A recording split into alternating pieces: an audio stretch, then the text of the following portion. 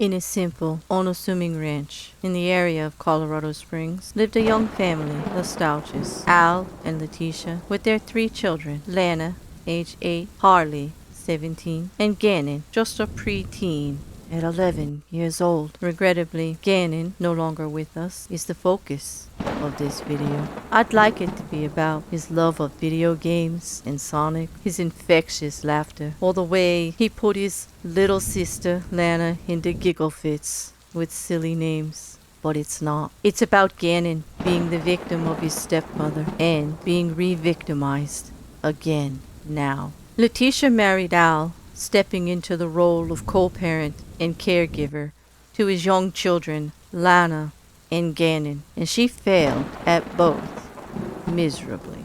She victimized Gannon, gruesomely ending his life in the most horrendous crime that made every paper and everyone who followed the trial recoil in disgust and shudder in disbelief.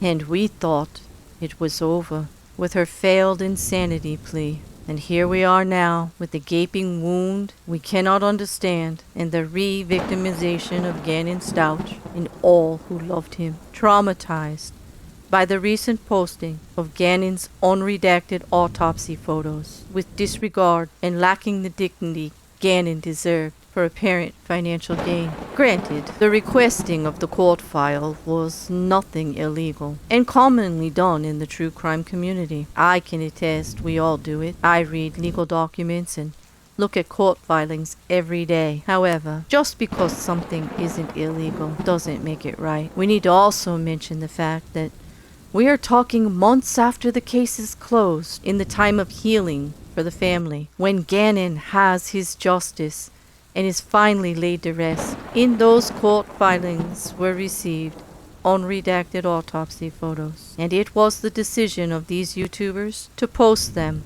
without redacting them first. It was careless, hurtful, and in no uncertain terms, re-victimizing to those involved. I'd like to tell you it was a mistake, that they didn't think about it, that they apologized and took everything down, but that's simply not true. The YouTubers involved have handled the situation, the aftermath, in different ways. One standing firmly by their right to do as they please, saying they could look at it all callously and detached, as they are in the true crime community, and that they deal with these things all the time. The other denying and deleting, even though their posts have been immortalized.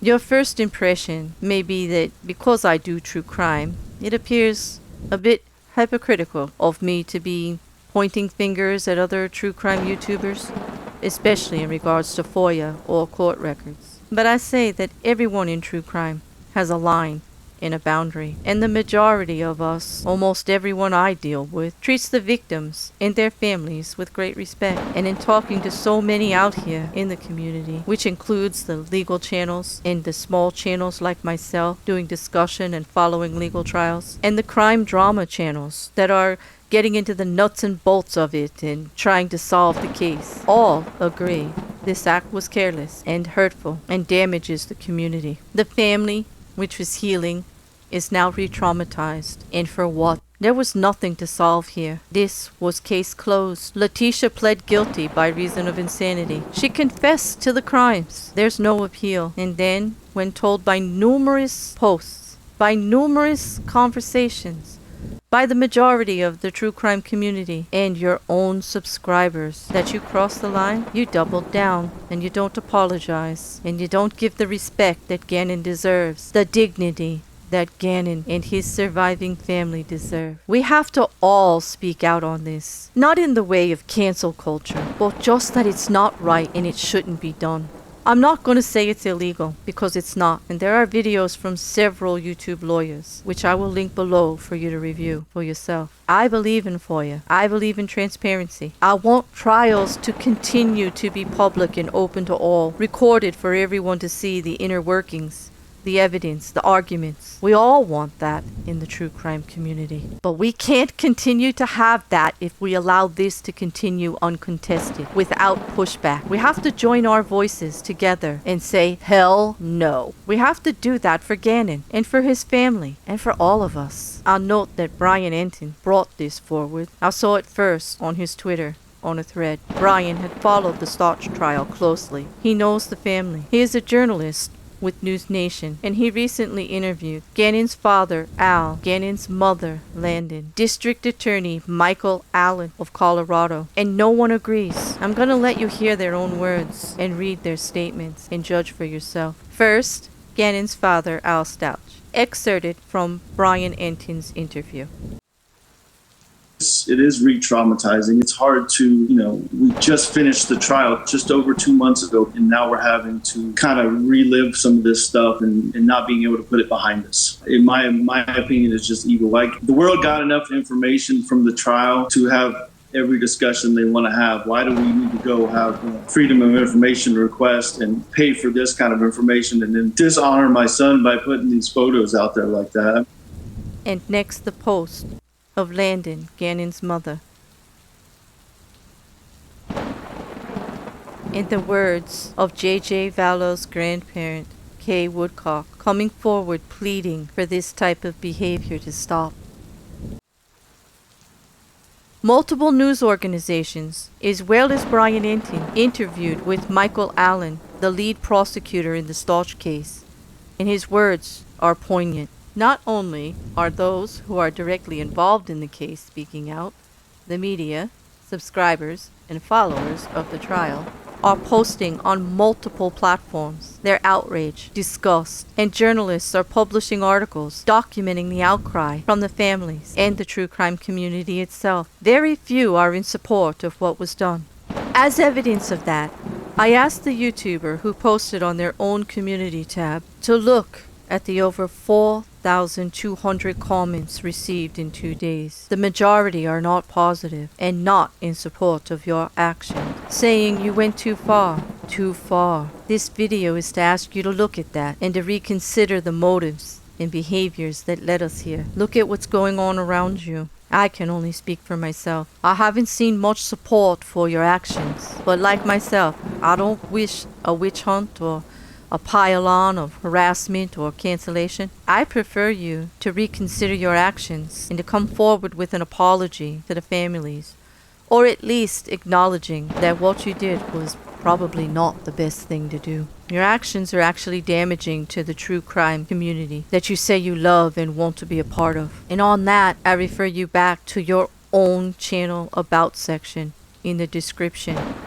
where you state that your purpose to be out here on YouTube is to give a voice to the victims who have none. And I ask you again to reconsider your own words, your own mission. It was not illegal, and there is nothing to prevent anyone currently from reposting those photos. The obtaining of the records was done by all accounts legally. In reviewing the statements made by Jess of Lawyer Mystery Maven, who was in contact with the Colorado court system and discussed the policies and procedures in obtaining court case records, it appears there were no violations. I also listened to the explanation of Tragus Law, of the lawyer you know, who explained the dedication of FOIA in Florida, but also indicated that there were exemptions to protect children and their autopsy photos. Florida legislation unanimously passed the Rex and Brody Act in April, and it was signed into law by Governor DeSantis in May of this year. We know the autopsy was performed in Florida and the trial was held in Colorado, and that the Florida records were sent to Colorado for trial and became part of the court case there. It appears that the whole file was requested through Colorado, and there was no redacting and no sealing of the autopsy records by Colorado court. And that is what brings me to this part of the video, where I ask, what do we do? What can any of us do? We all feel horrible. We feel outrage. At least I do.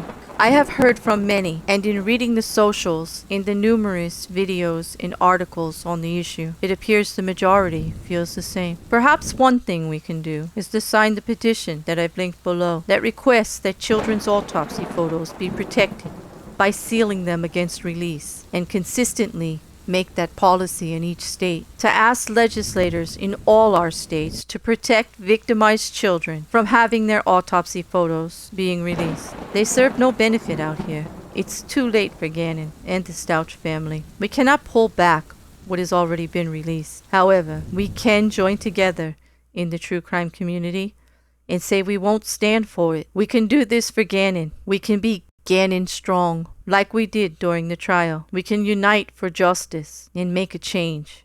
Thank you for listening. Rest in peace, Gannon.